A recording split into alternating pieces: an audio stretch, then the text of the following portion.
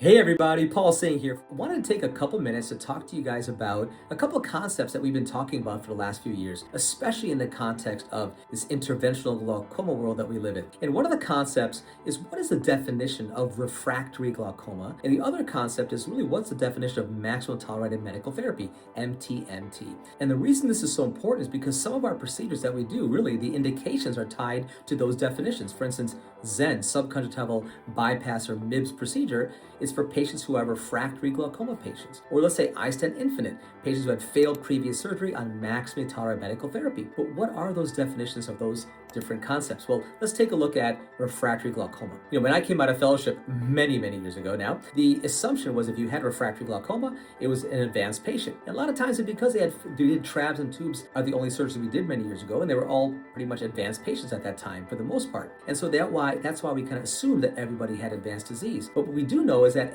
the definition of refractory glaucoma is not associated or tied to severity of disease. You can have a mild to moderate glaucoma patient. Remember, our severity of disease is based upon field loss, not on IOP or on how many surgeries they had. It's really truly how much field loss they had. So if someone has mild to moderate field loss, but is refractory, meaning had previous surgery, back on medications, having a hard time taking medications, did not respond well to the previous surgeries, progressing still, whatever it might be, that's a refractory patient despite having mild to moderate field loss. Looking at MTMT is the same way. You could have someone who has, let's say, on two medications, one medication, but can't tolerate the medication, can't physically put the medication in their eye, having cost issues, whatever it might be. The idea of adding a second, a third, a fourth medication to that regimen is really not going to help because the patient can't take even one medication. So the number of drops is not necessarily associated with what is the definition of MTMT. We always used to think it had to be 4 or 5 or all the drops we have available. Now it's what can a patient tolerate